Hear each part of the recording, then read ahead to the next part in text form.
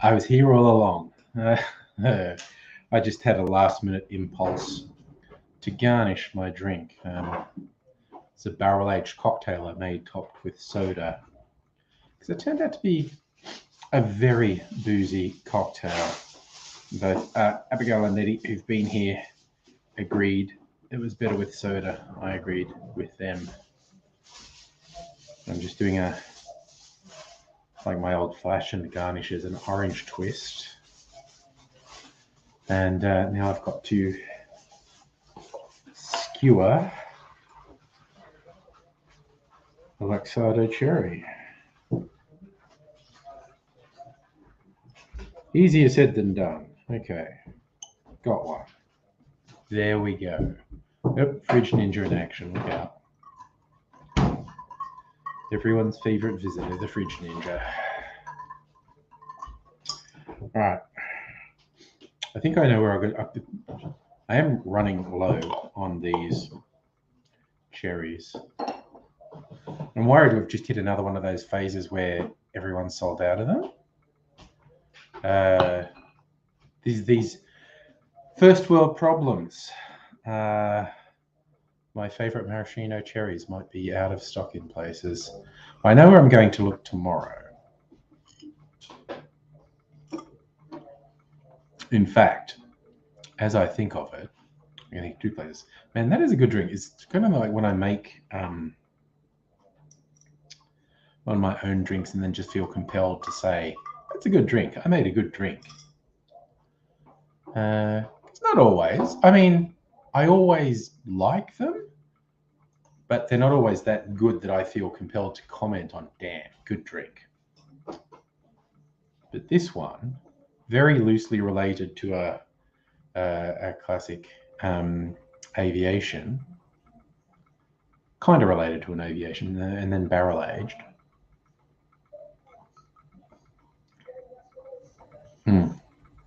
Comes into its own when you dilute it a bit. It's very nice. But that's all good. Tooling along on a Tuesday. Isn't it? Again, even though I went into the office today, I'm doing the big 1 day a week in the office just for the sake. Oh no, actually, it was a co-worker's last day today, and I'd never actually met them because they came on last year when we were all working from home, and I've never been in the same place as him.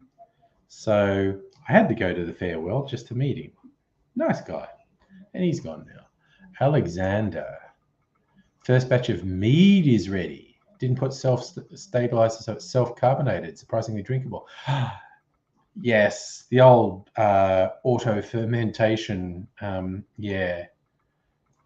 I've made a very simple drink with pineapple rind called tepache.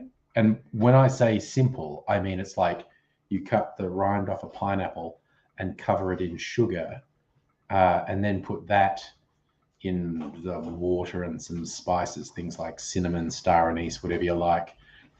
And you get very light fermentation, so it fizzes. And it's also very mildly alcoholic. I think it tends to be between 1% and 3% alcoholic. And it's really nice. I haven't made it for a little while. What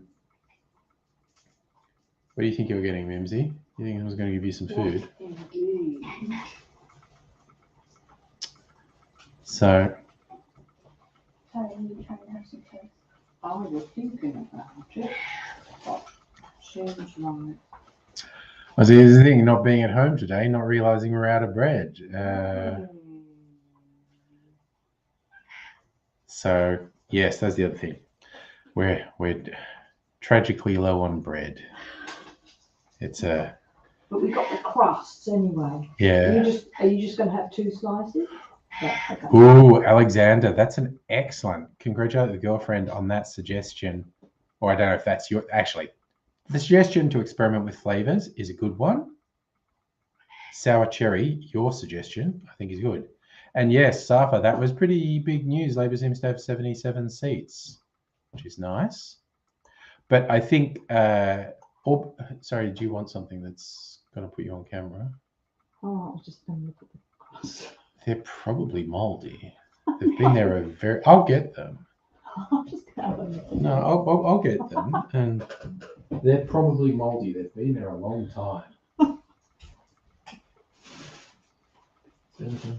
Right. Check it out. That's again, we're lazy. People tend to not eat crusts in this house, and I feed them to my magpie friend. But there's some there. May or may not. That's a no. Yeah, they've been there for a while. No, I ought to get up. Oh wow, I really ought. Might make. I try to ration my magpie friend. I think she might get a lot of bread tomorrow because that seems really moldy. Yeah, well, look, you found some that aren't. No, they are. I thought they would be because it's like they've not been there for a day or two. They've been there a week. So, all right. They're all moldy. Looks like the magpie's going to get lucky tomorrow.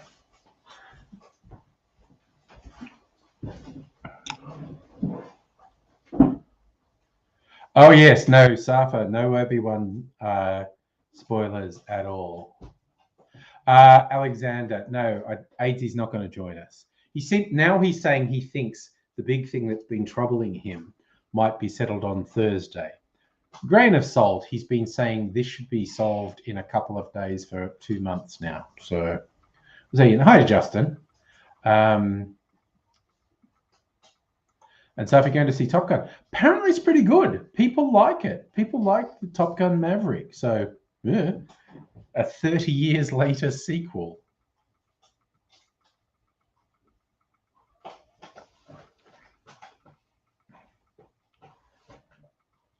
Not really a spoiler, but I was told by someone there's stuff in it that's more camp than the volleyball scene in the original. And the shirtless volleyball scene in the original, pretty gay. So yeah.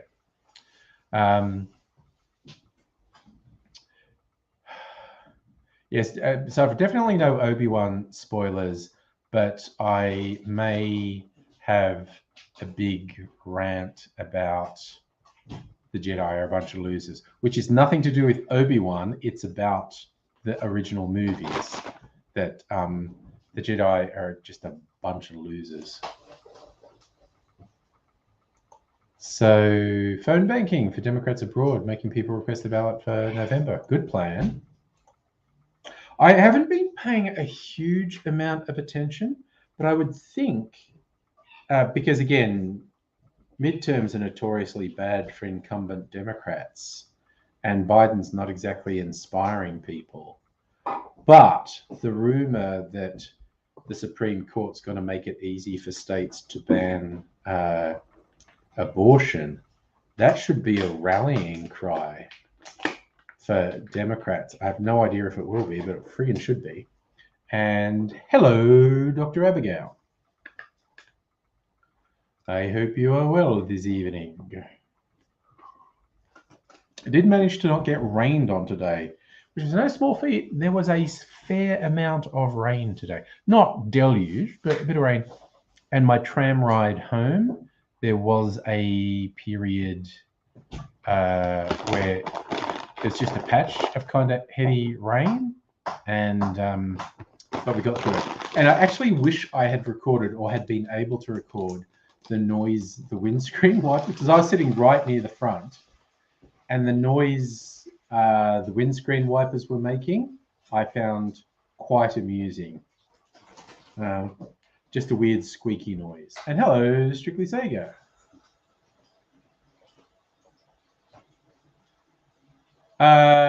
Safa, an ice cube will, of course, melt with whiskey, and so add water to it, and so dilute it a little. The thing is, your overall drink will not be less alcohol content. You will still drink the same amount of alcohol, but the drink will dilute a little as you go along. So it will actually taste different as you go along. And this isn't whiskey. This is my barrel-aged cocktail, the barrel roll, with soda added. Because, as I'm sure Dr. Abigail can vouch, this is actually better diluted a little. So it's really boozy, and it's good. The flavors are really good. But undiluted, it's really boozy, which can distract a bit from the flavors. Diluted a bit, like with some soda, and that takes a bit of the alcohol burn off, but you still get all the flavors, and the flavors are intense. Yes, see, Dr. Abigail agrees. The barrel roll is good. So, I mean, honestly, I don't know if I'll try and do the same thing again, but I might look at the recipe I used for the barrel roll and come up with something that isn't 100 miles removed from it. The next thing I planned for the barrel was a rum old fashioned. Just because I made a one-off, I followed a particular recipe, rum old fashioned the other day with my newly discovered coconut syrup, and it was friggin' awesome, man, friggin' awesome. So I go, I want a barrel-aged rum old fashioned. It'll let me empty a couple of rum bottles there, which gives me an excuse to buy some more.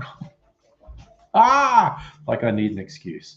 But I have no shelf space, so I need to empty a couple bottles so I can buy some more bottles.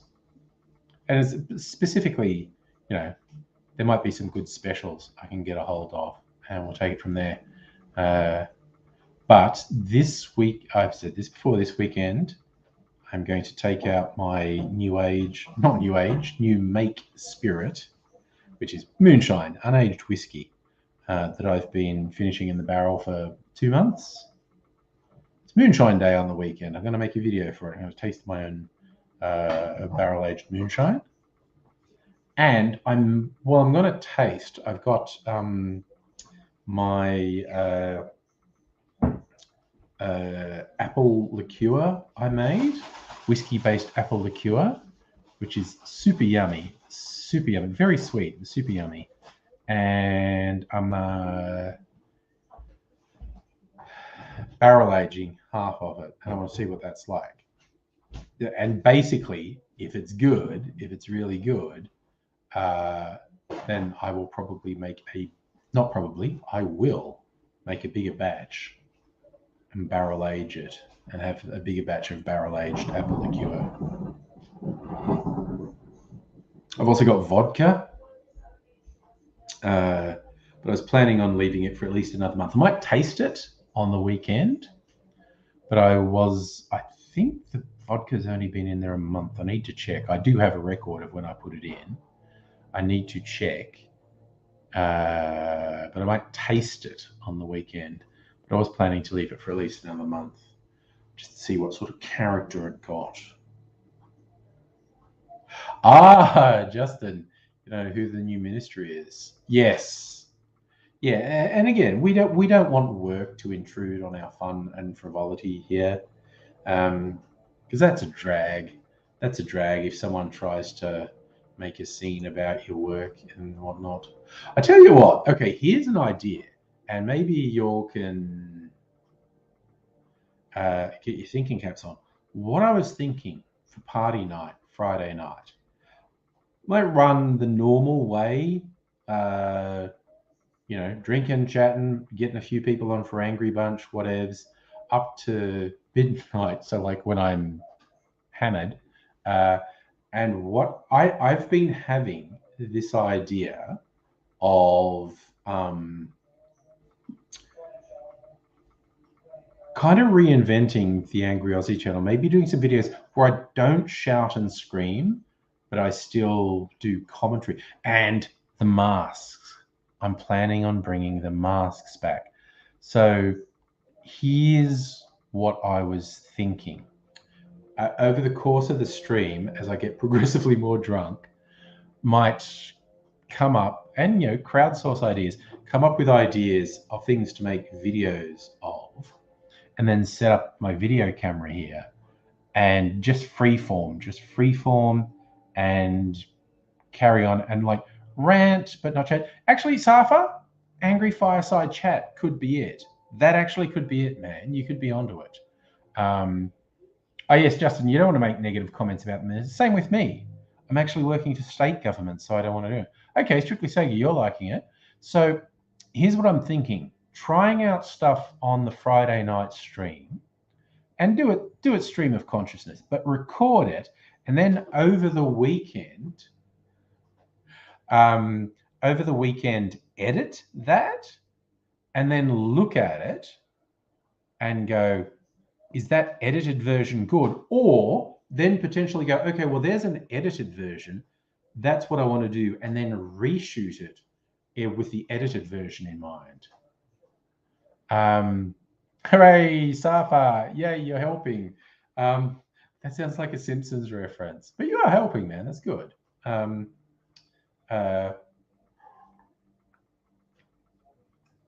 So, yeah, that could be and that's the vibe I'm thinking is mask characters, and instead of shouting and stuff, just talking about topics and yeah. So fireside chat might be a good way to do it. I could put if I end up reshooting it, like I could put the green screen behind me. We could have an open fireplace behind me. Fireside chat. It's a good idea. But yeah, that's the vibe. So that's what I'm thinking. So I've still got a few more days to ruminate and think things through. And so I'm thinking that's what I might do with Friday night party night. Just do the usual shit till about midnight. And then do this. See, okay, Strictly Sega. The answer, yes. Political topics, philosophy, all sorts of things. And yes, Dr. Abigail, that's what I kind of had in mind. Be angry and, call people out and say politicians are fucked and all that sort of shit. But not shouting, just judging. Because I like to judge other people. I like to be very judgmental. So, yeah, this is an idea that's going, and it may also influence my cocktail channel. So, because I was thinking of doing some much, much sillier things with my cocktail channel, like potentially having some of my mask characters come into the bar. Because when I've been being both the bartender and the customer, I've been playing it fairly straight. I've been trying to make some jokes, but I've been playing fairly straight. But I'm thinking of making the customer some of my mask characters and just get friggin' weird. Just get weird. But that's a different thing. But yes. So yeah, it's kind of funny to think about this. How many years have I been doing YouTube? Like 17 years or something? I don't even fucking know. Actually, it's my anniversary. It must be about my anniversary. Let me check. This is about the time of my anniversary. Angry Aussie, your channel. What's my channel? A boot. June 9.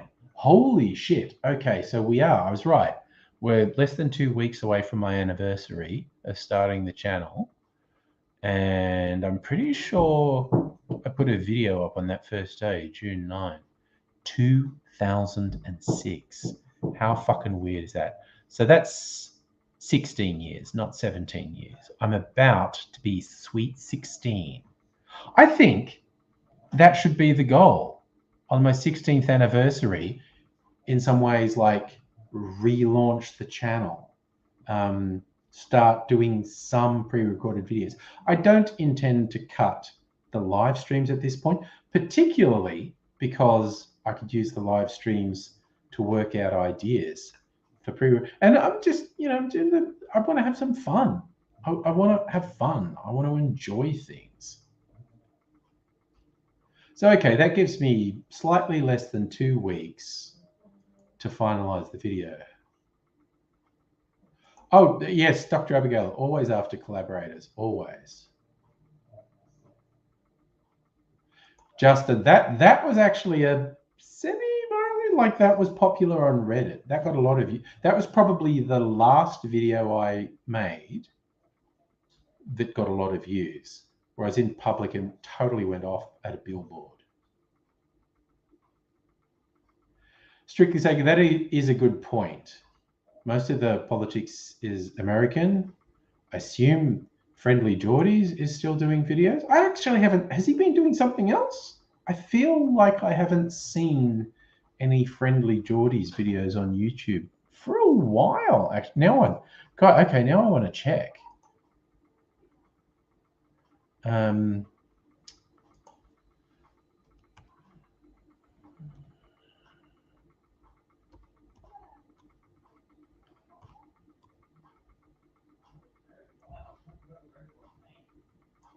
Friendly Geordies.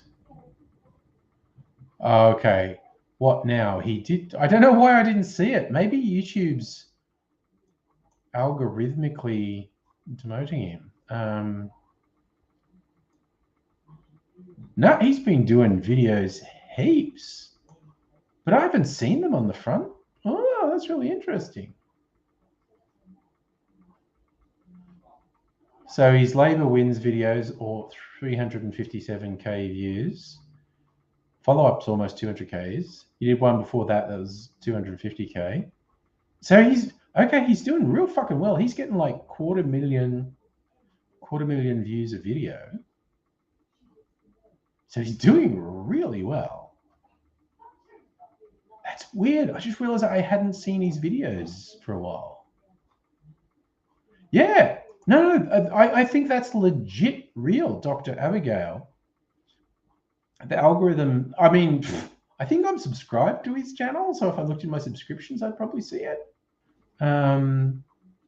Okay. Differences between Liberal and Labor. And there were differences. It's easy to be cynical and say, oh, they're all the same, but they're not. I know if the LNP had retained government, I would have despaired for Australia. I would have been fucking depressed. I would personally not have suffered, but I think societally that would have been terrible.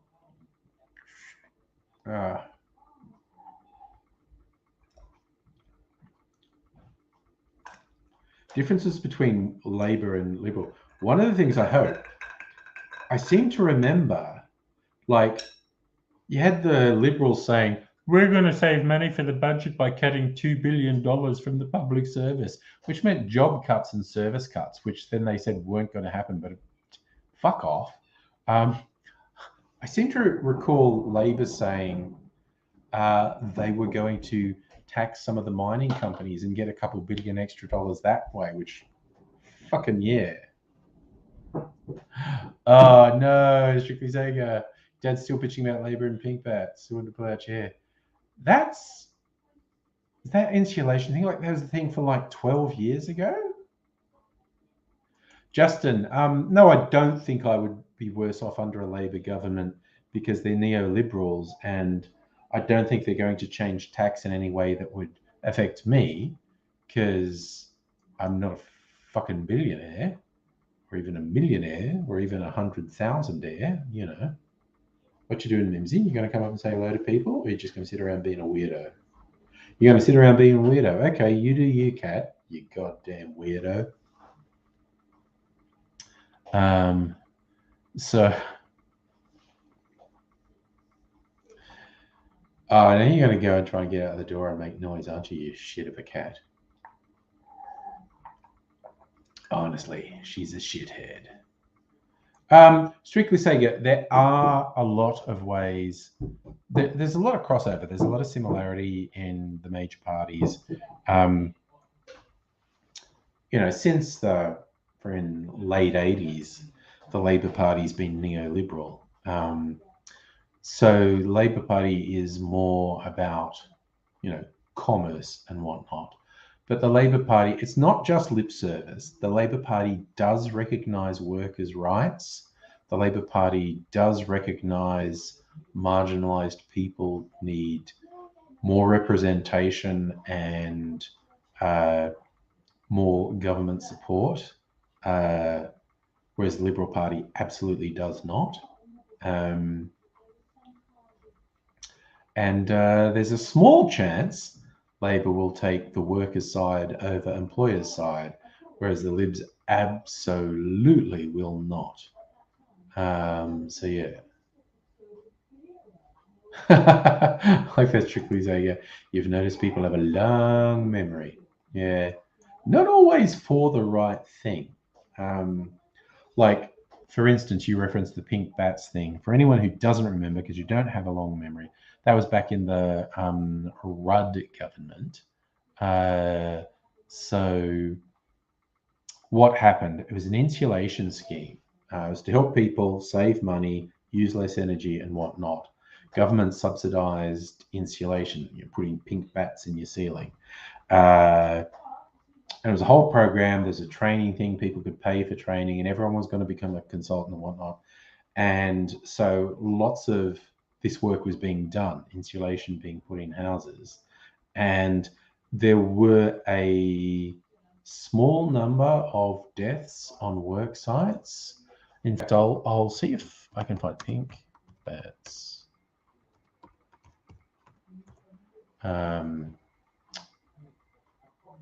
1, 2, 3, 4, and I think let's see. So 2 workers died as a result of electrocution installing foil insulation. 1 was electrocuted in installing the pink bats. 1 died from hypothermia installing pink bats. So there were 4 deaths on sites. Okay. The Liberal Party does not give a fucking shit about worksite deaths. They just fucking don't, okay? It was one of the more disgusting, shallow, exploitative bits of politics. And the LNP are real fucking good at shallow, exploitative, cynical political moves. There are deaths on building sites most weeks in Australia, and the LNP does not give a fucking shit. And the idea of holding big construction companies liable for the deaths on building sites is anathema to them. This was the bit where I think Kevin Rudd was losing the plot, actually. He seemed to be very heavily swayed by opinion polls. It's when I started to think he was a bit of a fucking loser. Because I was a fan. I was a fan of Kevin Rudd. But it was like there were opinion polls. It's tricky that you want to put this in a video.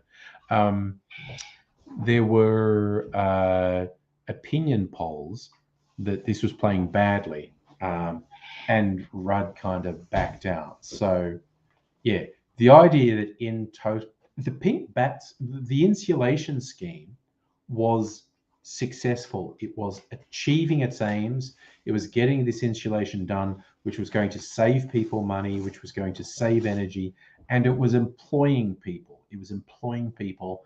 And then the Rudd government, in a panic because of bad media, abandoned the whole thing. It was a fucking farce.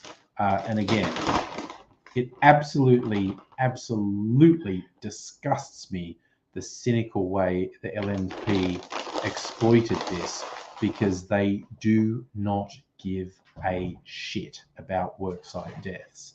And they would fight most aggressively against any sort of regulation that would punish big companies for worksite deaths. Absolutely, absolutely disgusts me, the way they behaved.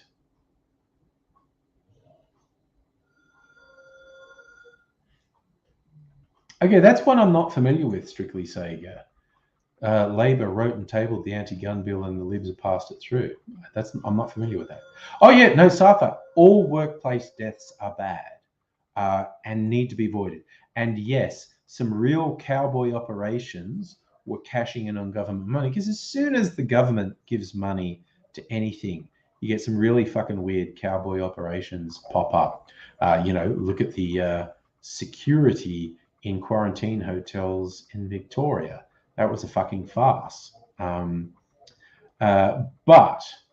the idea that the LNP give a fuck about workplace deaths is absolute bullshit. It's just the worst, most cynical political bastardry. Fucking disgusting. So yes. Justin, I for one look on with glee about what a federal corruption commission may uncover. Because, I mean, fuck me, you cannot get a better case for a corruption commission than a government violently opposing it.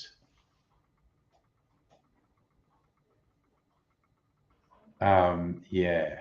So yes, I guess is anyone else old enough to remember Paul Keating always kind of being portrayed as the Grim Reaper because he always wore black suits and he was a bit cadaverous and he was rather dry economically, so he was into cutting funding for various things.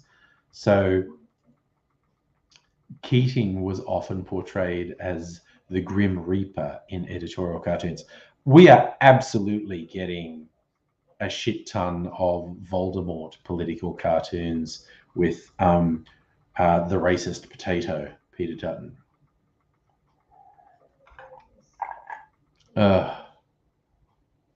So, yes. Yes, I agree. Labor would already be making plans for the next election. One of the plans, I believe, will be playing nice with independents. Even though Labor has a governing majority, it's precarious and the future may well be minority government, and they need to stay on the good side of independence. I also think that is good government, working in coalition with other people and being cooperative and not being autocratic, i.e. not being like the fucking LNP. I think that's actually good government, and I think the public will appreciate it. And I seriously expect the LNP to get fucking smashed at the next federal election. Like, Labor would have to perform disastrously for any other outcome. And I don't believe they will. I believe they will be somewhere between competent and quite good, and which is opposed to the previous LNP government being very incompetent, very bad. So I think just the contrast will be extremely refreshing to the majority of the Australian public. But don't forget, okay, so Labor got in. The Liberals lost 20 seats this election. A lot to independents, a lot to Labor. But with their meager 55 seats or whatever the fuck they've got, 20 of those are marginal. And this election, they lost seats that weren't considered marginal. Now they've got bordering on half their seats at the next. They've already got a pissy amount of seats. Half their seats are in danger at the next election. And that's a combined assault of more independents and Labor. So again, unless Labor absolutely fucks up, and I don't believe they will, I believe they'll, it's more than likely they will be seen as a good government by the majority of the voting public. And given that, I think the LNP are going to get fucking creamed at the next election. The Teals might end up becoming the new Conservative Party because the old hidebound Liberal Party is too enslaved to the far right. And I think I don't think it's the most likely outcome, but I think it's a feasible outcome that the Teals in the next 10 years could end up becoming the mainstream urban Conservative Party. Worse things could happen. Justin, my new local member is one of the Teals. They're just liberal people who believe in climate change, basically. Dr. Abigail, the Libs didn't pick up any new seats. Good point. They lost 20 seats. So yeah, they are losers. The LNP is the loser party. Not the Nationals. They didn't lose anything, but yeah.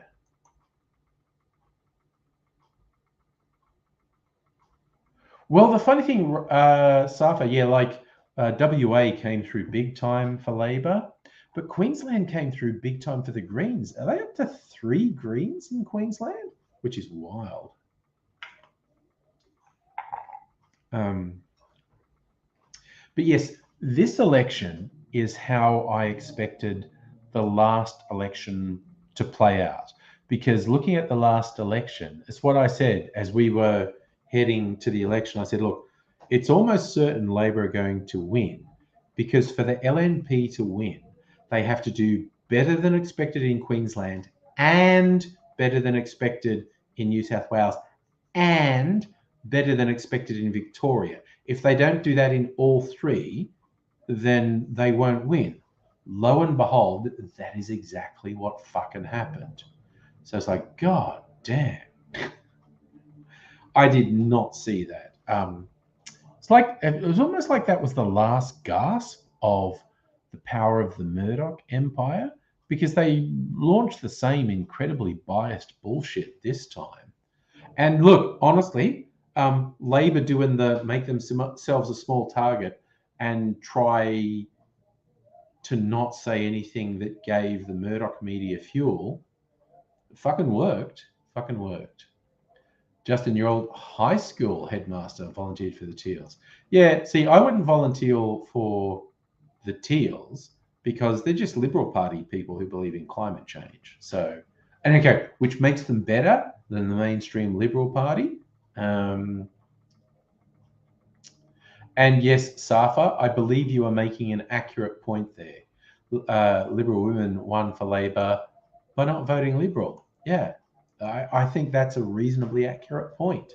But yeah, I really expect the Liberal Party, maybe the Nationals will suffer too. I'm not sure, because the Nationals didn't lose any seats this election. Maybe they weren't the next election.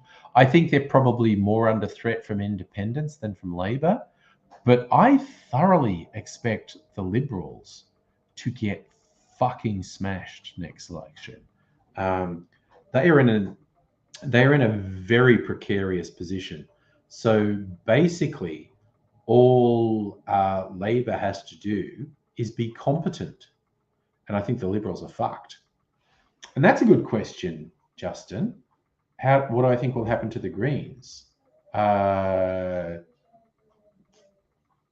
of expect the Greens to keep succeeding. I mean, a future where Labor was actually dependent on Greens or independents, like Labor was a minority government dependent on Greens or independents, I see that as a positive, basically.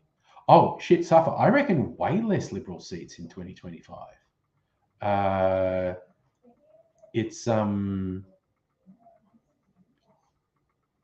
not joking when I say I think the Libs are in danger of losing another 20 seats at the next election. The result could be way less, but even if all that happens is a 1 seat increase in a Labor majority and 2 or 3 more independents. So even if the Liberals only lose 3 or 4 seats, that's still bad for them. But I truly believe there's probably like 20 seats out of the 50 odd the LNP has that are under threat in the next election. I think they're up shit fucking creek, honestly. Optical Turkey, hello. Oh yeah, no, that's fucking hilarious. Putting Dutton in charge is hilarious. The denial of the far right of what electoral poison Dutton is fucking cracks me up. Hellianne, hello, Kirsten. Lovely to see you as always. Strictly say, I'm not getting cocky. And yes, oh no, I was freaking out with the election, but everything I say, yeah, okay, probably get repetitive if I keep putting the asterisk. Nobody knows nothing, least of all me. Predicting the future is a mug's game. But what we are looking at the next election, just when you look at the electoral map, the LNP is going into the next election after, failing abysmally this election. They are going into the next election with about 20 of their seats at risk. And that has all the makings of an absolute catastrophe for them, which I would fucking love to see. Like I said, but even if they only lose a couple more seats, say they lose 1 or 2 to Labor, 2 or 3 to Independents, that's still very bad for them. But they are at serious risk. They are seriously at risk about 20 of their seats. So yes. And yes, Kirsten, thumbs up for the Zoomers. I fucking love Zoomers. And yes, very political. Now, I always say that with the asterisk. Every generation since the boomers has said, yeah, all these boring old people are going to die and we'll vote them out. And the shift hasn't been that seismic, but I am a big fan of Zoomers, quite honestly. So, yes, a very activist generation, I think. Yeah, strictly Sega, absolutely. In Western Australia, they ended up with not enough seats to fill a minivan, which was embarrassing and hilarious for them. No, embarrassing for them, hilarious for me. So, yeah, look, again, predicting the future is a mug's game. But okay, and again, put a big asterisk next to this, because previous election, I said, I don't think the Libs will win because they need quite radical things to happen for them to win. The radical things happened and they won. For the Libs to recover at all in the next election, Labor would have to fuck up supremely. And I just don't believe they will. I believe it is far more likely they will be a good, competent government and the voting public will be refreshed by that. Yes, Kirsten, WA Libs can ride a tandem bike to Parliament. And Optical Turkey, your seat, Curtin, used to be Julie Bishop's, got taken by an independent. Yeah, and I love Conservative independents giving the Liberal and National parties wake-up calls. And yes, Justin, that they lost their ACT Senate seat. Damn. It was a seismic change for them. And initially, it seems like the Libs have learned, and particularly the far right in the media and in the Liberal Party, seem to have taken exactly the wrong lesson from the election, to which I say, fucking yeah. I want them to do everything wrong. I want them to fuck up their own future. fuck him, man. Just fuck him. Ugh. All right. Shall I make myself another? It's only Tuesday. It's only Tuesday. I'm gonna do tutoring. I might. Oof. What might I make? In fact, that's a big question. Fuck it. Oh no, a martini. I think I'll just have a martini because I topped up my freezer martini, and I like to taste my freezer martini after I top it up. Topped it up the other day. Put it back in the freezer. I think I'll just see out the. I was going to make an old fashioned with my barrel aged Maker's Mark, which makes a schmick old fashioned. I think I'll just have a martini. Straight from the freezer.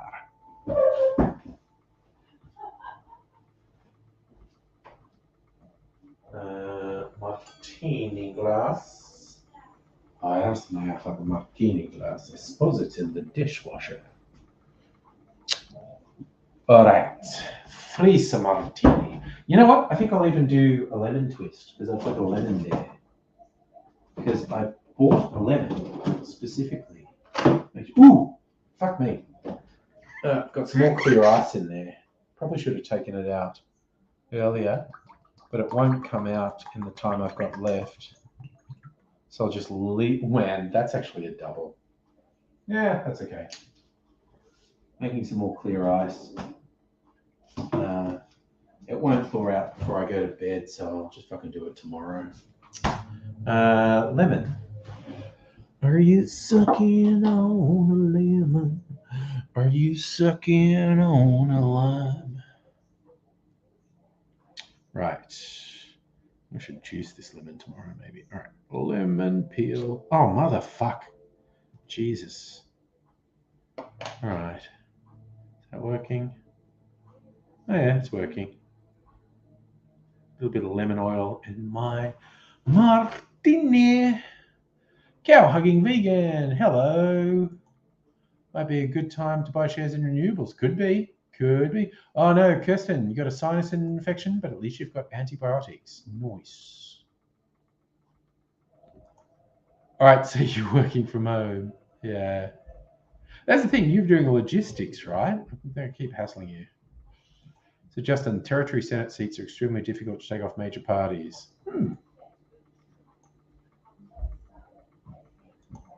Okay. Cheers, man. I poured myself a big fucking martini. I'm going to be slightly drunker than I usually am on a Tuesday, but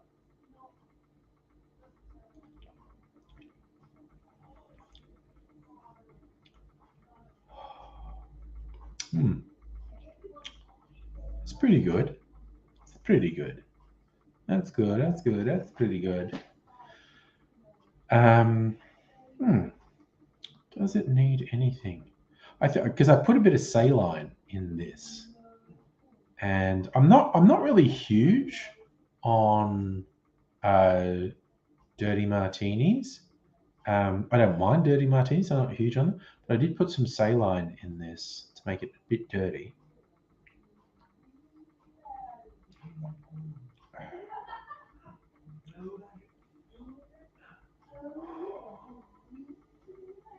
That's pretty good. So, Kristen, you're not supposed to do logistics. See, that's the trouble with you being organized and capable. You end up having to sort other people's shit out. Oh, that's awesome. Kirsten, your shitty sick voice works for manipulating truck schedulers. That's excellent. Savi, you just reminded me there's a meme. Can you organize my week for me? Please, I need organizing. There's a meme that's it's like it's like, can someone help me balance my budget? Please, my family is starving. And they'll have their weekly budget and there'll be a series of things which sound quite sensible. And then it'll be like $5,000 for cocaine or something. It's a silly meme, and I like it. I like silly memes. See, Kirsten, I think you'd really appreciate my quite dry freezer martini. I'm not pointing any fingers, but Nettie found it too full on. But she liked it when I then did her a 50-50 with Sweet Vermouth. So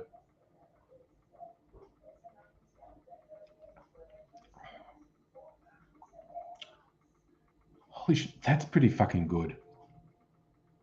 I know. Oh, I really know what I'm gonna do. Okay. I put it back in here. I'm actually going to top it up just with a slight change. And then try it again on Thursday night. I'm not going to do the fucking martini tonight. I poured myself too big a martini as it was. Kirsten already organising 30-ish people. It's about as much as you can cope. Yeah, that's fair. All right. Little squeaky cork ASMR for you there. Safa. Okay, COVID times. Last 2.5 years. 2 years. Let's say the last 2 years. I have been to the cinema. Maybe twice. You know what? I'm tempted to go back for next month. I think it's July. Thor: Love and Thunder. Just seeing the trailers for that and loving Taika Waititi's work so well, I am very seriously considering Thor: Love and Thunder might be my return to cinema. Kirsten, you don't do your personal life. That's husband's job. Fair. It's a balance. Strictly saying, a lot of people are saying Maverick's good, but I'm not that enthused for it. I can wait a few months to watch it on a streaming service. But yeah, I seriously think Thor: Love and Thunder might get me into the cinemas. Looks like fun. Again, Taika Waititi's Thor movies are so camp. It's like the original Thor was good, but it's pretty serious. And then the Dark World was sort of dark and gritty. And then along comes Ragnarok, which is just camp and comedic and bright, such bright colors. And Love and Thunder seems to be more of the same, which I fucking love.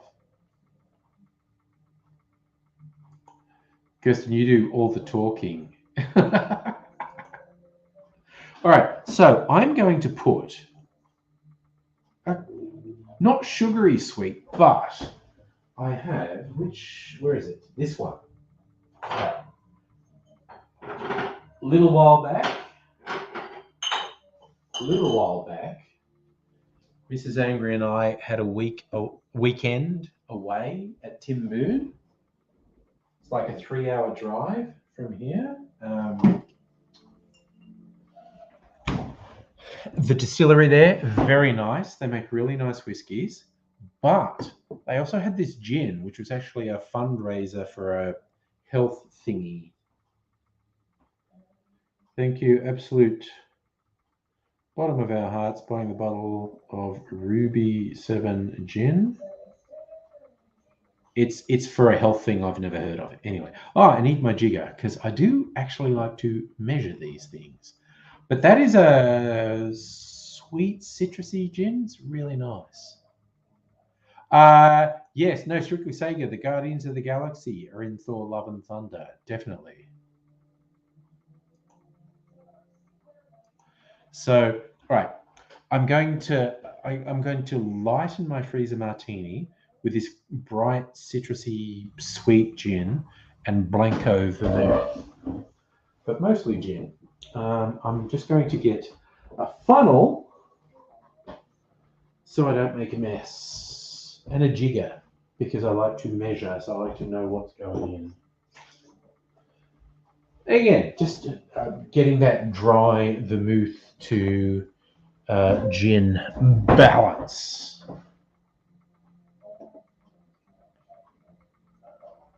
Yes. You're good on you, Safa, reminding Kirsten of the expiry of the vouchers, so her husband has to take her out. Man, I fucking went out for Mrs. Angry's birthday during the week, and I was going to claim the money back, and I forgot to get receipts because I'm a fucking clown. Ooh, wow. But yeah, no, I poured myself a really fucking big martini. Right. Fuck, I might put a bit of navy strength in there as well. Right. I put myself a really big martini. All right, a little bit of Blanco vermouth. Take the stopper out. Take the stopper out. You can hear the TV. Yeah, no, Mrs. Angry's watching something with the volume turned up a bit. Some Blanco vermouth. I might even put a little bit of navy strength in. Just top it with a bit of navy strength. Then it'll be a fucking killer I'm predicting it will be a killer martini on Thursday night. All right, so vermouth back in the fridge. Because that's what responsible people do with their vermouth. Keep it in the fridge. Got my 23rd Street Navy strength. Because it was $20 off at Dan Murphy's. And I am the hunter of specials. All right, I'm going to put an ounce of Navy strength in. Oops. Pour a little bit back in there. Tiny bit. All right. Okay. That's going to be a killer freezer martini. That's my prediction. It's going to be good. On Thursday night. Not going to try it till then. On Thursday night. Running where you want to. Far from the crowds in the gardens of Gethsemane. Freezer martini. No, this is a fucking lumberjack shirt, Safa. But fair question, is this PJs? I went into the office today, and this is what I wore to go into the office. Flannelette shirt. So, yes, it's not actually PJs.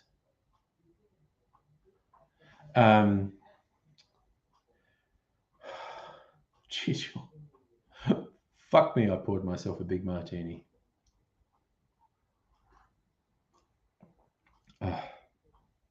Schmick, that's good. Man, oh no, that is good. Oofed. So, yeah, I also had fun today. Let's say I worked in the office. It was a farewell for a team member. It was their last day. And we had lunch in a pub, which was nice. And me and the man in question went a bit early to secure the table. And then the pub wasn't open. They weren't. We skipped out of work at about 11:30, and the pub wasn't actually opening till 12. So we just wandered around the city, and he was going like, "Oh, there's a restaurant down here I like," and he was showing me a few restaurants down the various laneways in Melbourne. So, oofed. I took a few photos of the places. There was an Italian place and a Japanese place that he just said were great. So okay, I've got a couple of options for next time Mrs. Angry and I go into the city. So I'm saving those. Kirsten, you're going interstate over the next couple months there. Safa, do I love Cheers? I never really watched Cheers. I've watched bits of it, and it's entertaining. Here's the funny thing. The two losers who were at the bar, what were their names? Norm and something else? They were only mid-30s. It's kind of like they were these two complete losers whose lives were completely over, and they were only mid-30s. That's a fucking boomer mindset at that point. Like if you aren't a huge success by your mid-30s, your life's over and you're fucked. But that was the weirdest fucking thing.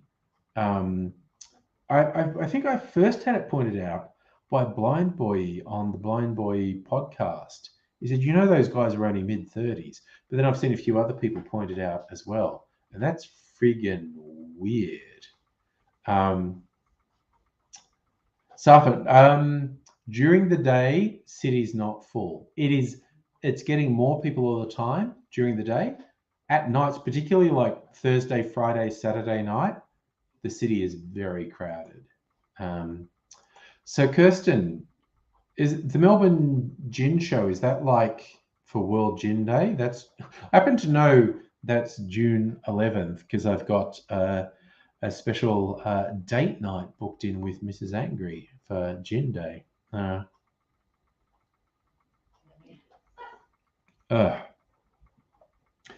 So I'm very much hoping we catch up. We're in Melbourne.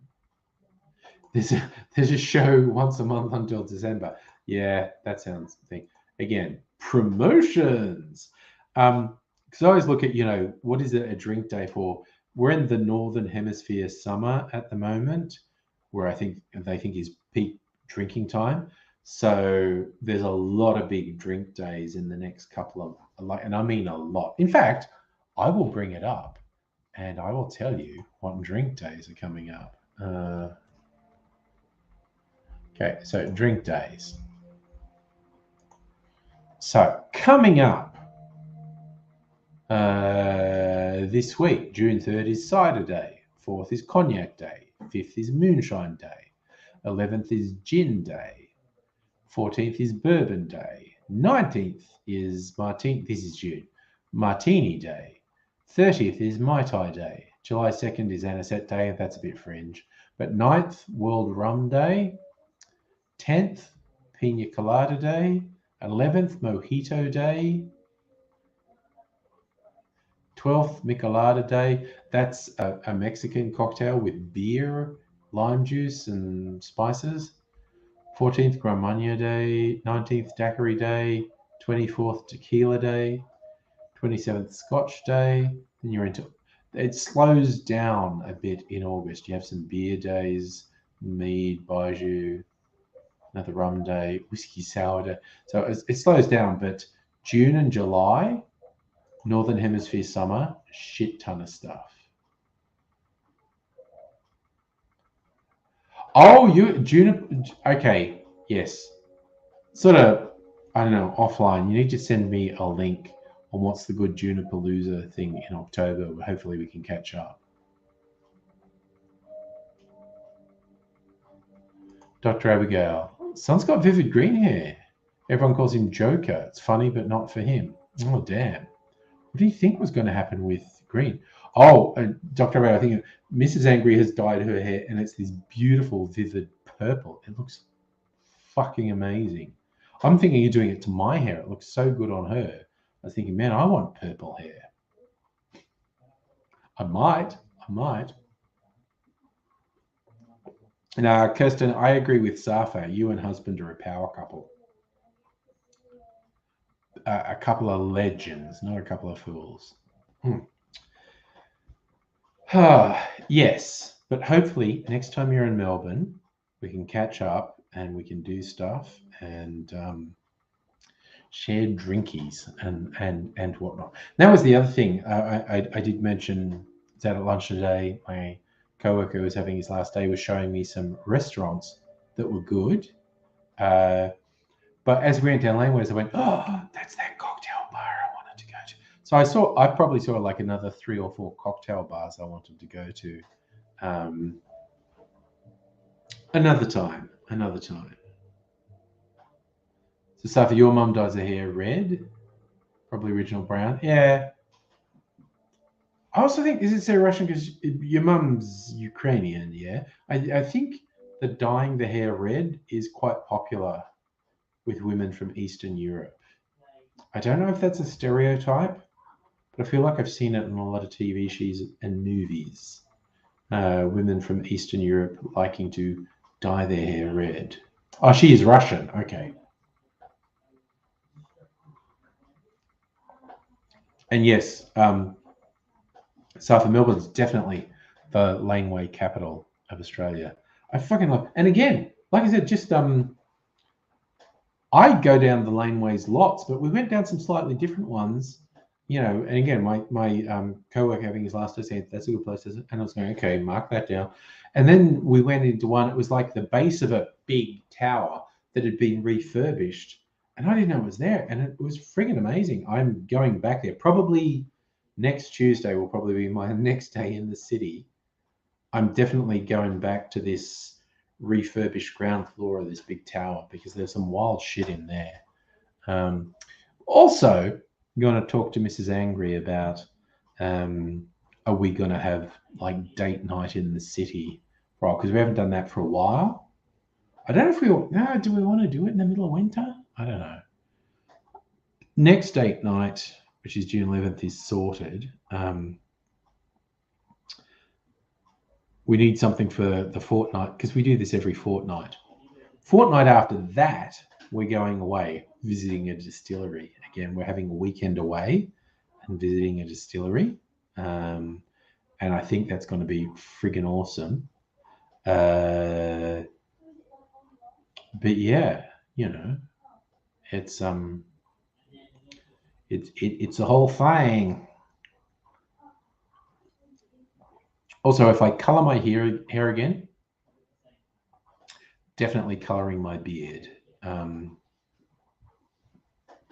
I think my beard in purple might be interesting. Safa, thank you for inquiring. My last date night was good. We went to a local restaurant. We had dinner and a couple of drinks, which was really friggin' nice. And so if we're going real decadent, like Mrs. Angry and I tend to go entree, a cocktail with entree, mains, a cocktail with mains, dessert, a cocktail with dessert. And this place, I don't know, they weren't real sort of, do you want another drink? We did have two drinks. We had two drinks, we had entree, main, and dessert, but we only had two cocktails.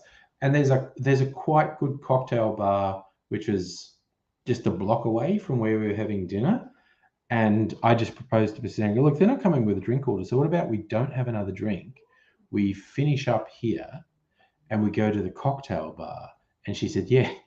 Then we had two more drinks each at the cocktail bar, which was really good. One was this, for anyone who follows me on on Facebook, you would have seen me posted a little slow-mo video of me taking a smoke thing off a cocktail. That was a rum old fashioned with a smoke thing on it. But we had two cocktails each after dinner in a cocktail bar, and because that was paced over several hours, so I wasn't smashed. I mean, we were drunk, but I wasn't smashed. Then we got a tram home, and went, yeah. Oh yeah, so you saw it, yeah. Thank you, Kirsten, for sending me the link. I want to see. I look to you for what's the real Junipalooza event, because we've talked about this before. There's a couple people trying to say like, no, we're the big event, and I trust you. I might even actually, I could share just for fun. I could share the smoky video I put on the Facebook. If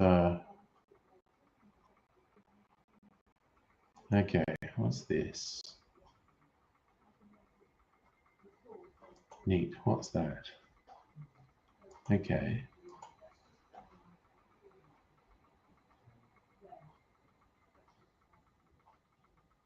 Okay. Good information from Kirsten. Okay. I'm just trying to look at my own profile. Where's this video? Might be far away. Don't post that many things to Facebook.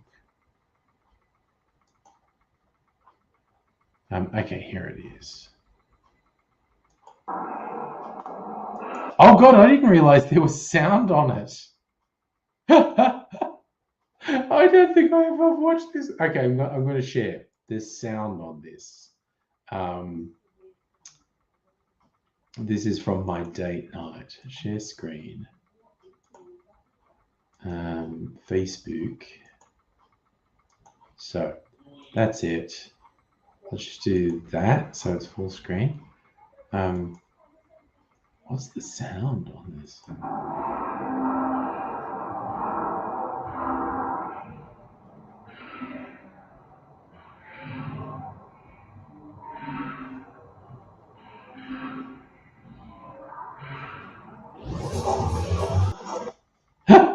Never even occurred to me there was sound on that.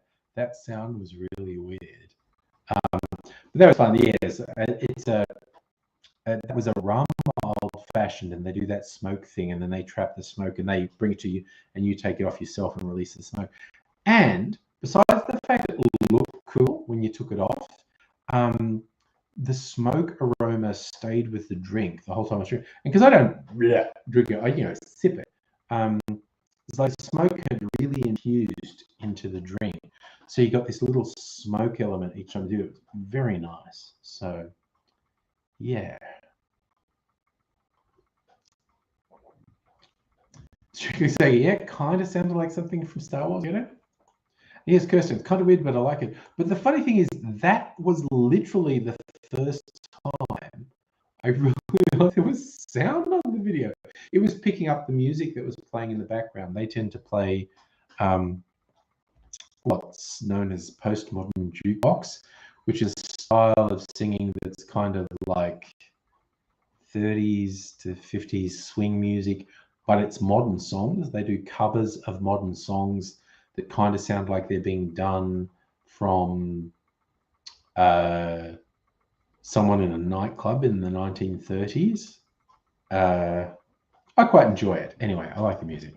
But that was funny. That was literally the first time I'd heard the sound with it. Safa, does alcohol keep you warm in winter? Alcohol can give you the dangerous illusions that you want. Like there's that story that if you're lost in the Alps, a Saint Bernard with a barrel of rum will come and rescue you because the rum will warm you up. The rum's actually, the concept of drinking alcohol if you're lost in the snow is actually really dangerous. I think what they really had was a hot soup. But yeah, that idea of a Saint Bernard coming to rescue you in the Swiss Alps with a barrel around its neck that has brandy in it is not actually true, because that wouldn't be good for you. I don't know. It sounds like wartime singers. Yeah. It's just really weird to me because I didn't know that sound was there. Of course, I should have known there was a sound on it. Thank you, Dr. Abigail. Going to explain the danger of drinking alcohol in cold weather. Again, my non-scientific take is alcohol gives the illusion you're being warmed up and you are not, and that's dangerous. If by you want to explain, if you want to come on camera and explain it, just let me know and I'll give you the link, because we all love the science. We love the science. We love the science explanations. And you are the official channel scientician. So look to you for scientific experiments. Yeah, my take is alcohol gives you the illusion of warming you up, which is potentially quite dangerous. Yes, okay. Gonna come on the stream. Okay. Copy. Okay. Let's do that. Yes, some of the magic of the link. So Dr. Abigail is going to science us. Going to be scienced the fuck up. And because we love that. We love the science. We love the information. We love the education. It's all good stuff. So on that, what's that? 9:13. Jeez. Okay, I'm just going to drink water after this. Quite honestly, I poured a much bigger martini than I normally pour. Dr. Abigail. Hello. Can you hear me? Hello. Cool. Okay, so when you drink alcohol, yes, it kind of messes with there's a process in your body called homeostasis that your liver mainly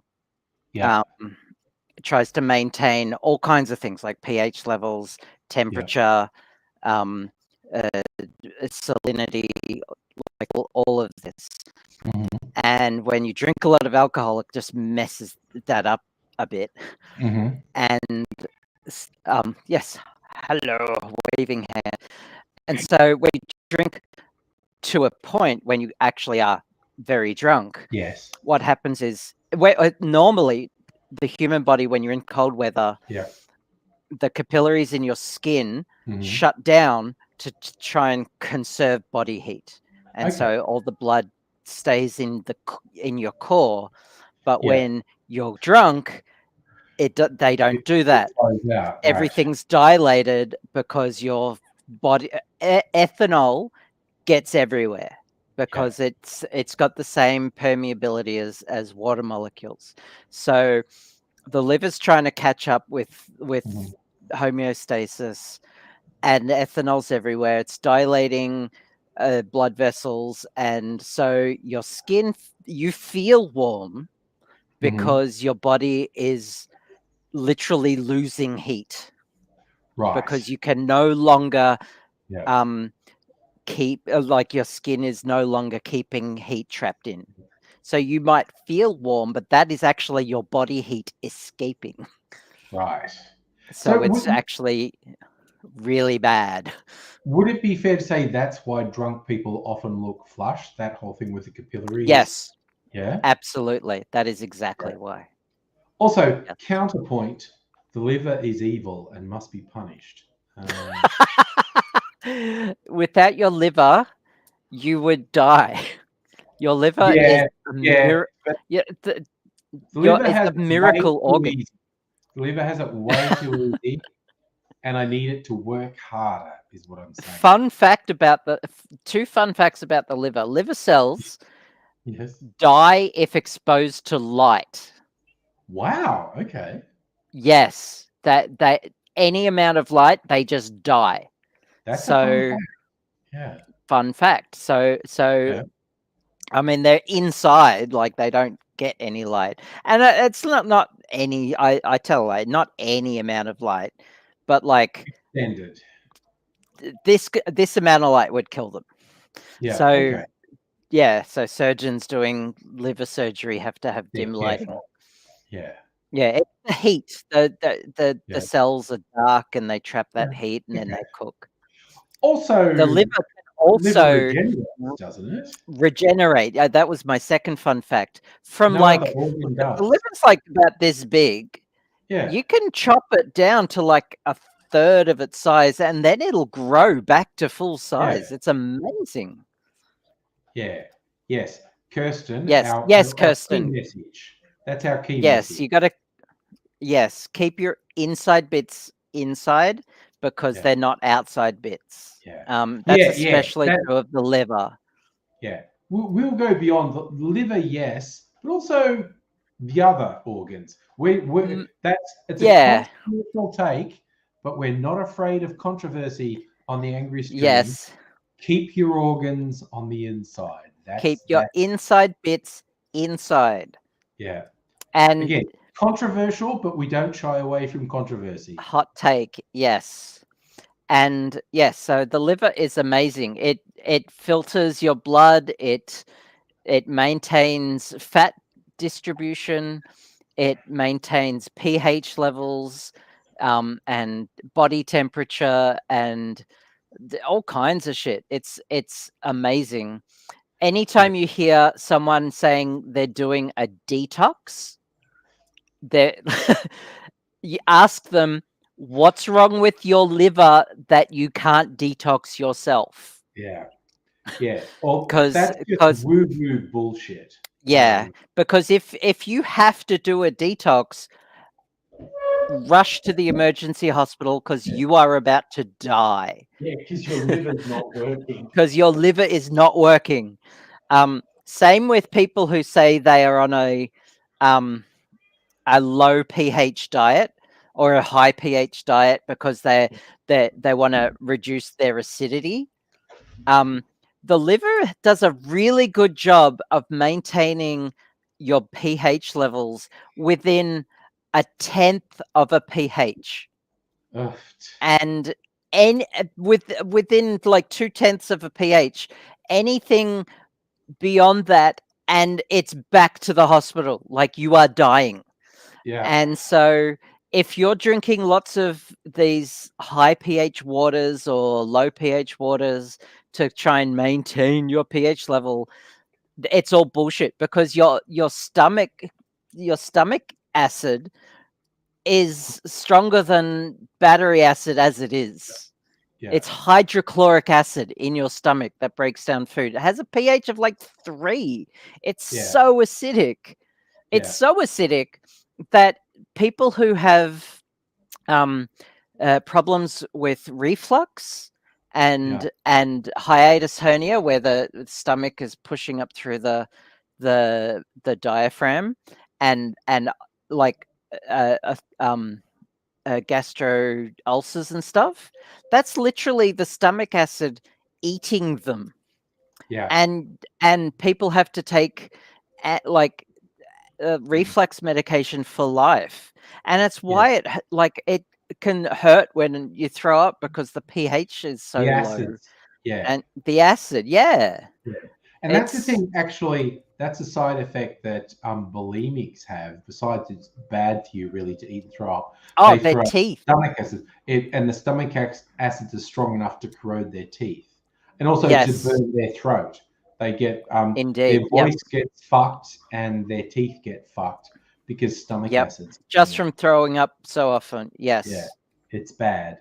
Indeed. My favorite one I saw recently, someone pointed out Gwyneth Paltrow, who's just a bullshit artist, a scammer and a con artist and a bullshit artist. Yeah. Well, she had it on an Instagram post about, because they sell alkaline water on her Goop website. Yeah. And she goes, I start my day, I want my alkaline water and I put a squeeze of lemon juice in it. And someone went, which so is acidic. Acid. You put acid. Acid, yes. Water, acetic acid, with neutral water, yep. which is A, good, B, undermines all your fucking bullshit. Yeah, don't don't put gemstones into your vagina. Yeah, don't put anything, because all these things with what they said to put in your vag. So gemstones are porous and they can contain bacteria. Oof. And that is bad for your vagina. Okay? Yeah, bacteria. Just saying. Just don't. Yeah. So don't put jade eggs. Yes. Yeah. So yeah. Science. Yeah. Sorry, now I just got out of flash to an old episode of Archer, where he's in France. Because the thing with the Le Mans, I don't know, it's like a road race, but there was a French guy who was his nemesis in the episode, whose name was Benoit, Benoit, which is a French name. But all Archer's memory, there was a sex toy from the 70s called Benoit Ball, Benwa. Yep. And it's and again, as a sex toy, something that's not porous, that might be a thing that turns you on as a woman and whatnot. But every time anyone mentions this guy's name, Benoit, Archer just goes, laughs and says, balls. I can't help it either. I know, it's funny. You can't stop laughing because it's funny. Yep. That's great. Yes. Anyway, I'm going to finish my dinner. Yeah.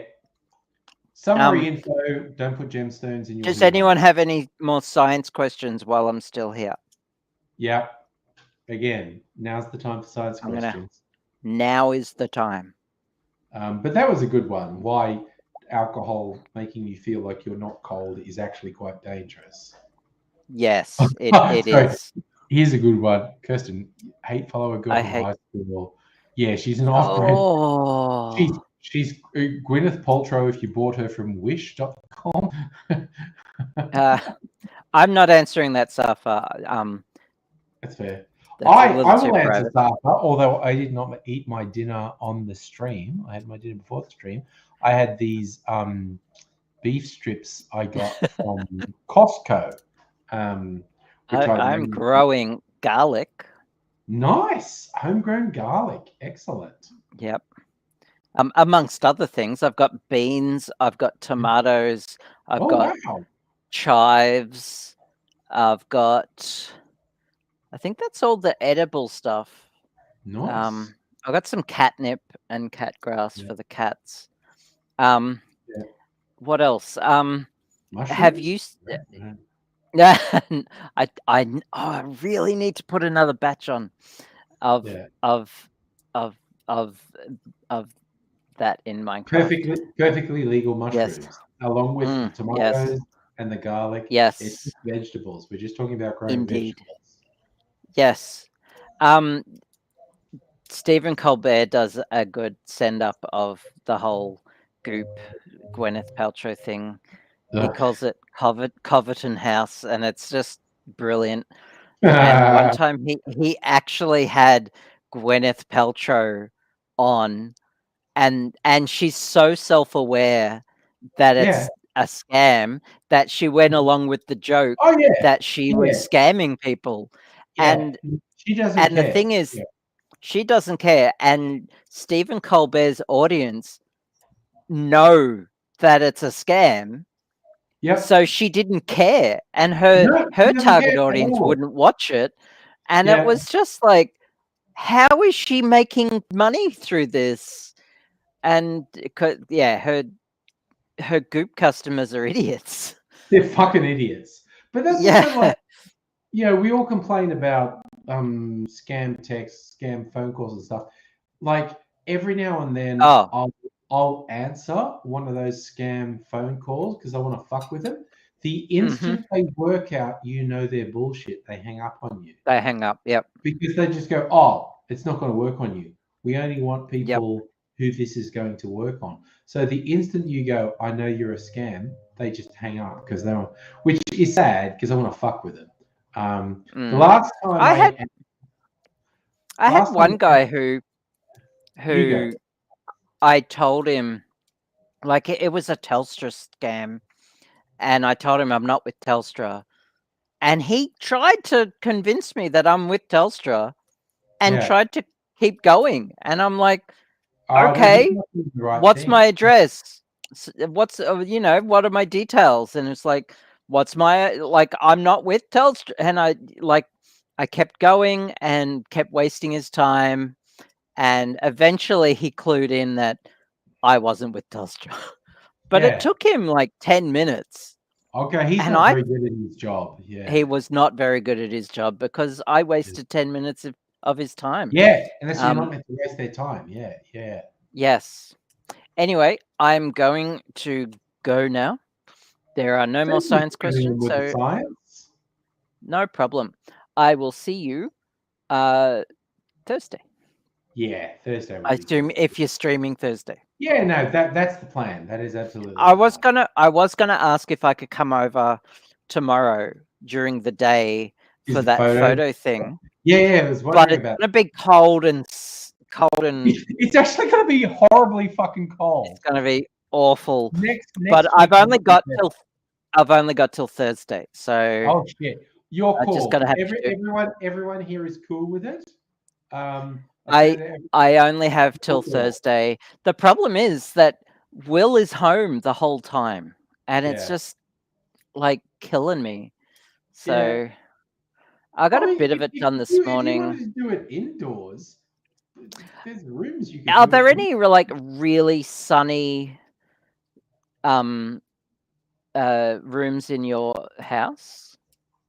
Can't guarantee it because of this weather. Like that's what I need. Like my bedroom, if it was all sunny, you could open the curtains and you could just go for it and be fine. Sure. So your call. That's what I need. Over here anytime. Okay. Okay. So because I sounded out everyone here and everyone's like, yeah, okay, cool. Sure. So your call. You can come over anytime. We do have rooms where you can do it because outside's gonna fucking suck this week. But Yep. But even I can't even guarantee the bedroom. If there was a normal day, the bedroom would be sunny. We'd open the curtains and you could do it and you'd be fine. But it might be gloomy. The next couple of days might be gloomy as fuck. It's really hard. Yeah, that's the problem I'm having.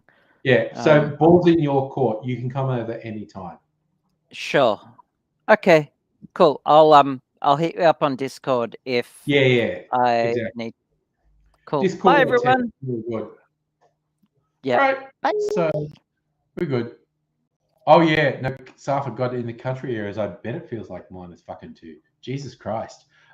Like last week, they were predicting this week would be fairly mild, and then the Arctic blast came through, and now it's like, oh shit, severe weather warnings. Sorry, what are the severe weather warnings?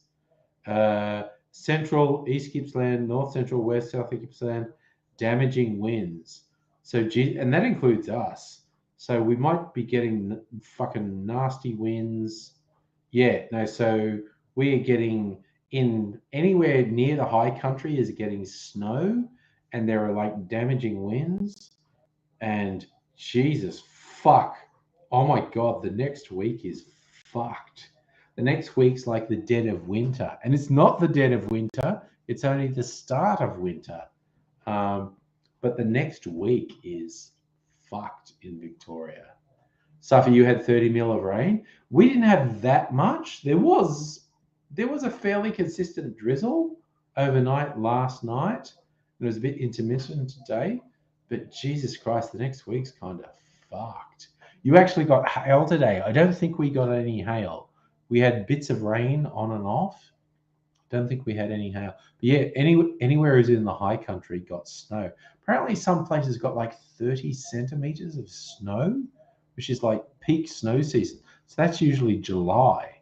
This is like late May. You suddenly get fucking snow in the high country. So yeah, it's a whole thing, a little polar blast hitting us. They weren't predicting this last week for sure. But yeah, now it's looking like the next week is going to be fucked. It's going to be cold. It's going to be rainy. It's going to be windy. And yeah, you're right, Safa. Last winter was comparatively warm. Seriously, winter might still be warm and rainy, but this is just a little fucking burst that's going to last for a week or two. Who knows what's going to happen after a week or two? But Jesus, it is really looking pretty sucky for the next week. So yeah, we'll take it as it comes. It's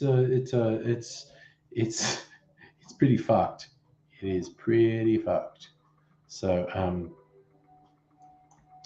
stuff is saying it's 9 in Canberra, 9 or 8 in Canberra. Yeah, I'm assuming you're saying that's the maximum. What are they predicting here over the next week? Looking at the bomb, maximums of 11 to 15. So as a maximum, that is fucking hardcore winter.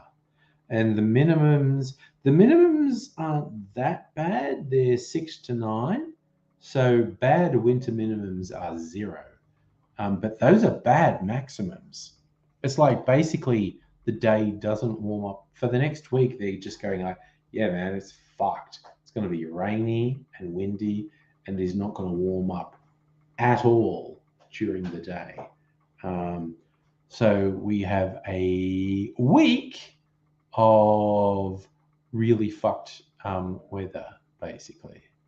Safa, I have gas heating. I have ducted heating in the house, and we've automated the system so it comes on in the morning, warms the house up, then switches off, and then it comes on again in the evening and warms the house up and switches off when we go to bed to try and conserve energy. And it's basically, if during the day you get cold on, put on a fucking jacket. Don't. It would have to be real fucking cold for me to turn the heater on during the day. So basically, we do turn it on in the morning. Mrs. Angry and I have alarms set for like 7 a.m.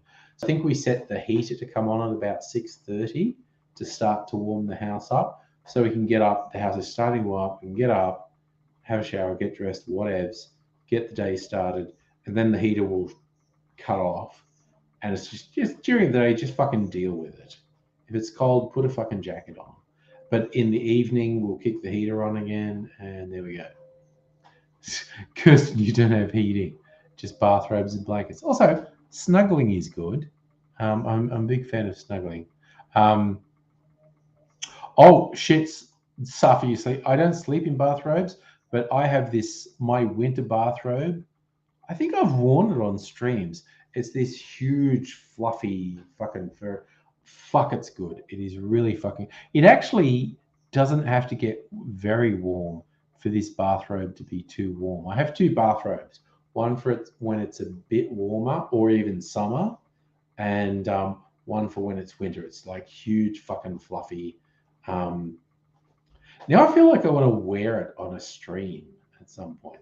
And I might in the next week because it's going to be so fucking cold. Maybe I'll wear my bathrobe on a stream. I don't know. I tend to. This is how working from home. This is how I tend to do it. I get up. I spend a bit of time doing my personal emails and shit, and then I tend to log on and start work at about 7:30 a.m. and I just do shit. And I'll just be wearing my sort of flannel pajama pants and this huge fluffy bathrobe, and I'll spend a couple of hours working, and then I usually have a shower mid-morning, somewhere between mid-morning and lunchtime.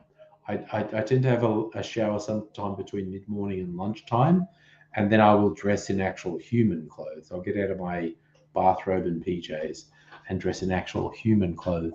I'll be in human clothes for the rest of the day. Mrs. Angry tends to get dressed first thing in the morning. I don't. I just fucking get out of bed and put on my pajama pants and a bathrobe and fucking deal with shit for a couple of hours. Then I have a shower. Then I wear human clothes after that. But also, again, work. If I have an online meeting with people who might want to fucking switch cameras on, I will get dressed.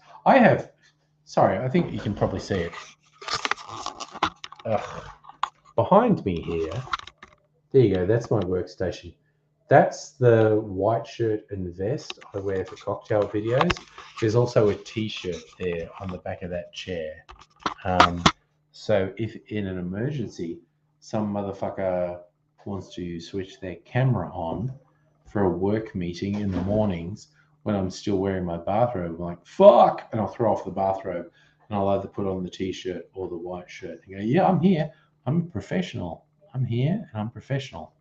So, but yes, my preferred day is just get up and sort of slump out here in my bathrobe and spend a couple of hours working, sitting there on my bathrobe. And then somewhere between somewhere between 10 and 12, and this totally depends on the day, what I have on and what my mood is. I'll go and have a shower and then I'll put proper human clothes on and then we're fine. But yeah, I am very much just stumble out of bed wearing PJs and bathrobe. So, I love work. I was just going to throw it out there. I love working from home. Commuting is bullshit. It's frowned upon. It's frowned upon to go to work in your PJs. So that sucks as far as I'm concerned. So like today, I went in. Because Mrs. Angry, she works a couple suburbs further out. So I think her alarm goes off at like 6:15 and she gets up and gets ready for work. And I get up, I let her use the bathroom, then I get up and I'll have a shower and get dressed. And I'll leave the house at about 7, public transport into work. And yeah. But currently, I'm only doing that on Tuesdays. Because it fucking sucks, man. It fucking sucks. Working from home is awesome. Having to go and interact with people fucking sucks. Because they frown upon me wearing my PJs. Like, I can work perfectly fine in my PJs and bathrobe. Why will you not let me go into the office in my PJs and bathrobe? And why do people look at me funny on public transport if I'm in my PJs and bathrobes? Fuck those judgmental people, honestly. Although it was funny and this goes back, I don't know, 18 months ago. My team,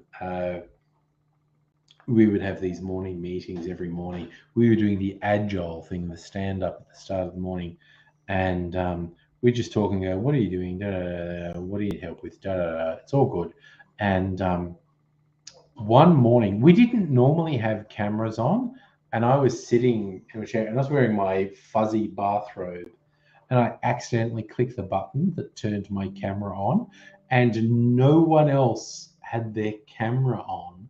So me in my bathrobe was full screen on everyone else's screen, and I was like, motherfuck, and then switched off. But it was just a huge laugh for everyone that I turned my camera on, and I was wearing a very, very obvious bathrobe. I did not live that down. It was a running joke for like 6 months about me being in my bathrobe in the mornings, but that's fine. So, Kirsten, you enjoy working from home. You want to harass people in person? Fair. Okay, that is an excellent bit of trivia, Safa. Hat tip for you for a wicked bit of trivia. The Deputy Nationals leader was an extra in the original Matrix movie. I'm assuming probably in that scene that was in Martin Place. The world is a weird, weird place, quite honestly. All right, I don't think I'll drink any more water because I can feel like I need to pee, and I'll save it. I will eat my cherry, which is probably just going to taste like a cherry. I did have to sit in there and drink, but it's been in water for the last half hour, so that probably washed away any drink. As opposed to Friday night, I tend to have like 3 different drinks with my cherry.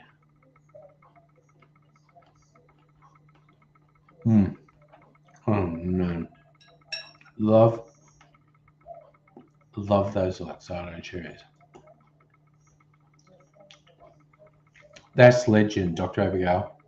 Got an appointment with the physical therapist and forgot to put pants on. I just stand up. Yes, Grasshopper's elbow. He was in the nightclub scene. I feel like, and again, maybe I'm guessing, because there were actually a couple of opportunities for people who were in Sydney to be extras in the first Matrix movie. The first one was the bit that was shot in Martin Place. It was the bit that was like Neo's first exposure to the Matrix, where there was the woman in red. But there's also the nightclub scene. There was a bunch of people in the nightclub scene. Okay, I don't know if you can hear that knocking noise, but Mimsy's being a shithead and he's messing around with the sliding door. I just saw her paw come through. She's being an annoying shithead. I might just go and slide the sliding door open a bit so it's a bit less annoying with knocking noises. Also, everyone seems to like it if Mimsy comes in and says hello. So I'll just go, I'll open the sliding door just a little bit. She's not even there. Oh, yeah, she is. Right. She's there. While I'm off screen, I'm going to have a... what was that, Mimsy? While I'm off screen, I'm going to have a corn chip.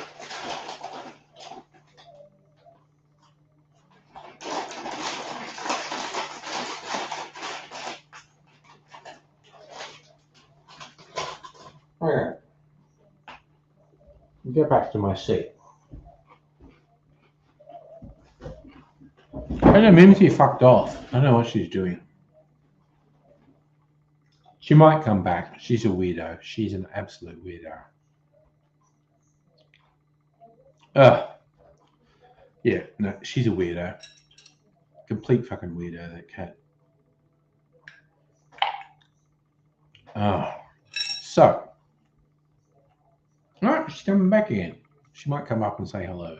We shall see what she does. Oh my God, there's this weird fucking thing that's happening in suburbs near me, Brighton, where these rich fucks are going, oh, there's home invasions and gangs, which is this, it's just like a redux of that ridiculous Liberal Party African gang bullshit. It's like, you people fucking suck. You're pieces of shit.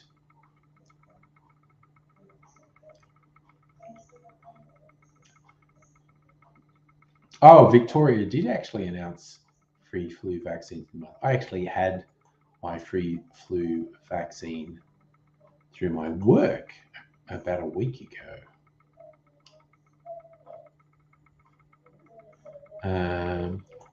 Right, is there any other news? God, we're actually up to day 97 of the Russian invasion of Ukraine. Fuck me. 3 months. Shit. Jesus Christ, Putin's a steaming pile of shit.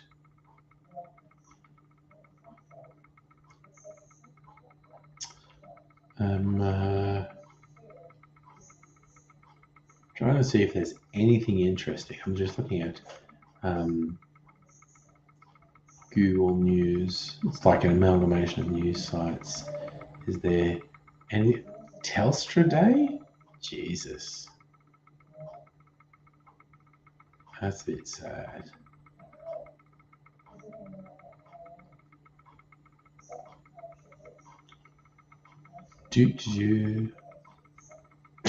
Sorry, okay. This is really fucking funny. I need to find an article on this. Okay.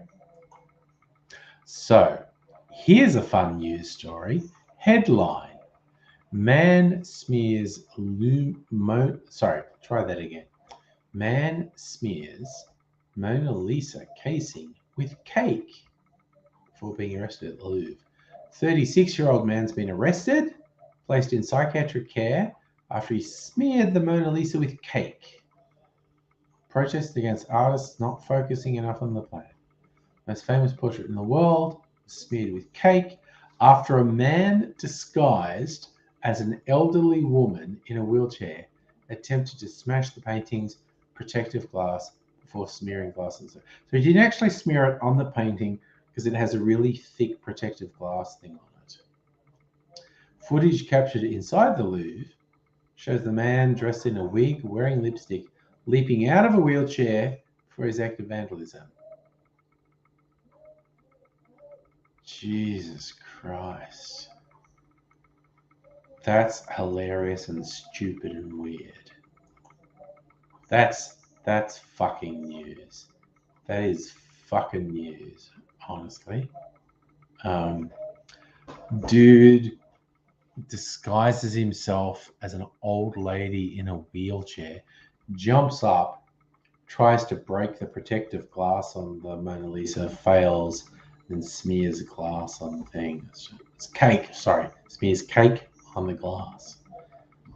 Fucking hilarious. Jesus. Okay, is there any other news as good as that? Johnny Depp, fuck you. Dude, fuck you, you fucking piece of shit.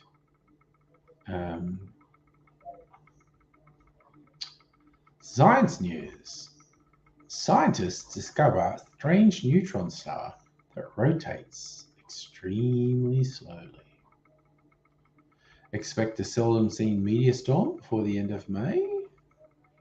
Okay. Fuck, let's hear about this. Tower Hercules. If predictions are correct, some places on Earth will see an intense meteor storm at the end of May. Outburst of the Tau Hercules shower lasts about an hour on the 30th or 31st. Okay, we've already fucking missed it. You're not seeing anything in Australia tonight because of the clouds. It could fill the sky with shooting stars. Could be a fizzer.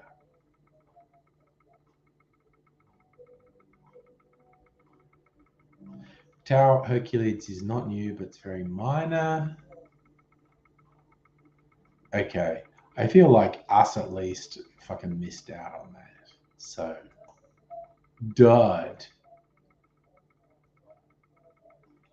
Safi, you reckon that's the meme of 2022? Smearing cake?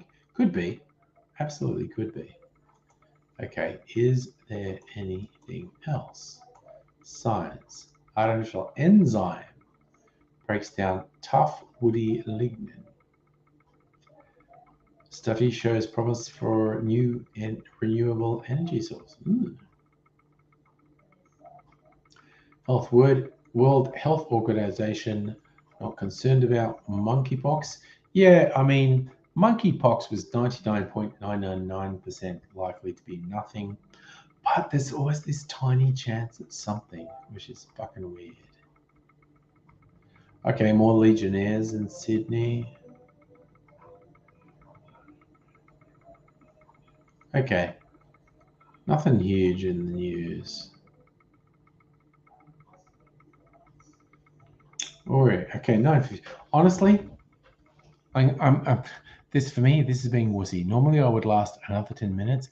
I'm a little bit tired, and it's probably due to the size of the fucking martini I poured myself about an hour ago. Again, I'm not shit-faced. Clearly, I'm still cogent, cognizant, can talk. But I'm fucking tired. I think I know. Oh, thank you, Kirsten, for that update. New whiskey on the 15th. I think by the 15th, I will have space on my shelf for new whiskey. So I'm looking out for that. And I think I'm going to use up some rums in the next week or two. So I can maybe buy Jimmy Rum's first rum. Justin. Talking to someone who reckons 50% parliament. Oh, gay parliament. Fuck yeah. All right, you all have fun. Look after yourselves. I'm going to sign off. I'm going to get ready for bed. I'm a little bit inebriated. I'm a little bit tired. I'm going to wander off because I think I'd just be waffling for the next 10 minutes. So just fuck it. I'm going to bed.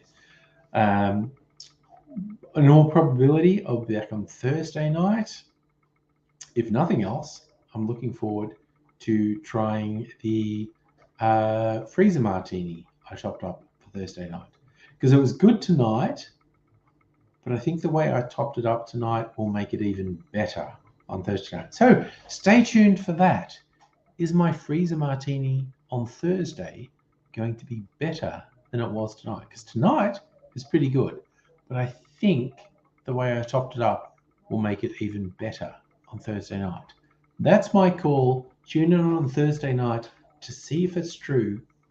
Will my freezer martini be even better? And of course, on Friday night, the new experiment. I'll do the normal stream, maybe even Angry Bunch up till midnight, and then I'm going to do some stuff that may be how I relaunch pre-recorded videos on the Angry Aussie channel. But we'll see how that works out, because I intend to be thoroughly inebriated when I record some shit, and then I might edit it over the weekend, and anything could happen. Anything could happen. Yeah, suffer drunk fireside chats on Friday night. That's something we can build up to. Thursday night will just be chats and drinks, quite honestly. But Friday night could be something quite special. Could be the launch of a new era for the Angry Aussie channel. Who knows? Who knows? But again, YouTube, you can do whatever. There's no barrier. You can do whatever the fuck you want. Do whatever the fuck you want and see what happens. And I appreciate all your support and your input and whatnot. And I think that's what will help make things interesting. So we'll see where it goes. I am going to go to bed now. If you're around on Thursday, see you there. Yes. Oh, Dr. Abigail, I feel like I will make many new errors, but we'll see how it goes. You all take care.